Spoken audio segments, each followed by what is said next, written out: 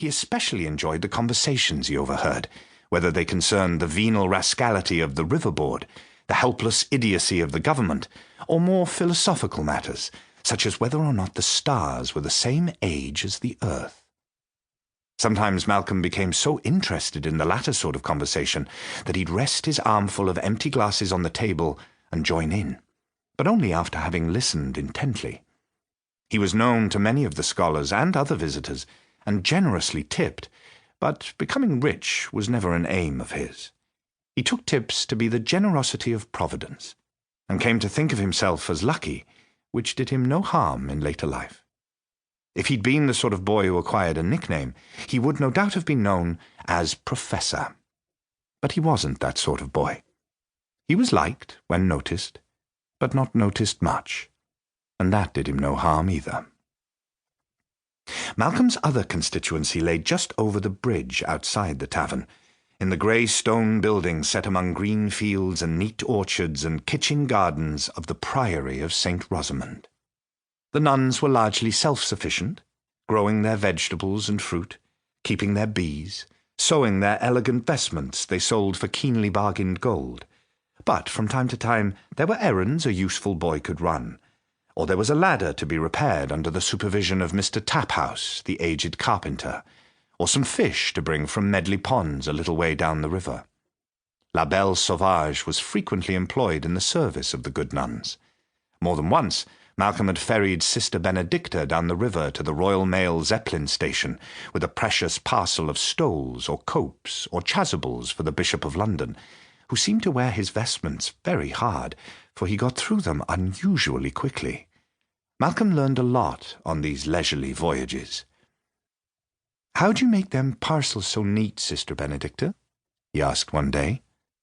"Those parcels," said Sister Benedicta. "Those parcels. How do you make 'em so neat?" "Neatly, Malcolm." He didn't mind. This was a sort of game they had. "I thought neat was all right," he said. "It depends on whether you want the idea of neatness to modify the act of tying the parcel, or to refer to the parcel itself once tied."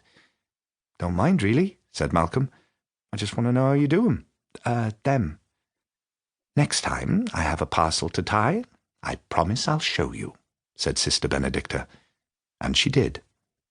Malcolm admired the nuns for their neat ways in general, for the manner in which they laid their fruit trees in espaliers along the sunny wall of the orchard, for the charm with which their delicate voices combined in singing the offices of the church, for their little kindnesses here and there to many people. He enjoyed the conversations he had with them about religious matters. "In the Bible," he said one day as he was helping elderly Sister Fenella in the lofty kitchen, "you know it says God created the world in 6 days?" "That's right," said Sister Fenella, kneading some pastry.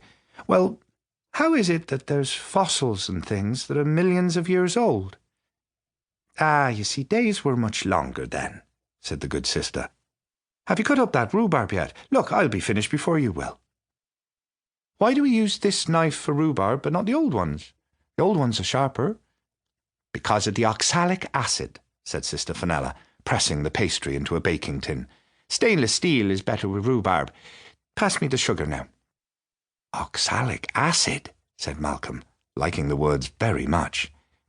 "What's a chasuble, sister?" "It's a kind of vestment. Priests wear them over their albs." "Why don't you do sewing like the other sisters?" Sister Fenella's squirrel demon, sitting on the back of a nearby chair, uttered a meek "tsk-tsk-tsk." "We all do what we're good at," said the nun. "I was never very good at embroidery. Look at my great fat fingers. But the other sisters think my pastry's all right." "I like your pastry," said Malcolm. "Thank you, dear. It's almost as good as my mum's. My mum's is thicker than what yours is. I expect you roll it harder." "I expect I do." Nothing was wasted in the Priory kitchen.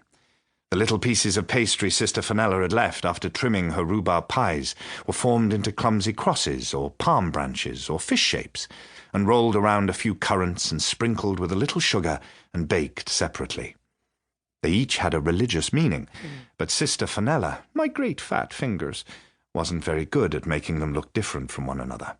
Malcolm was better, but he had to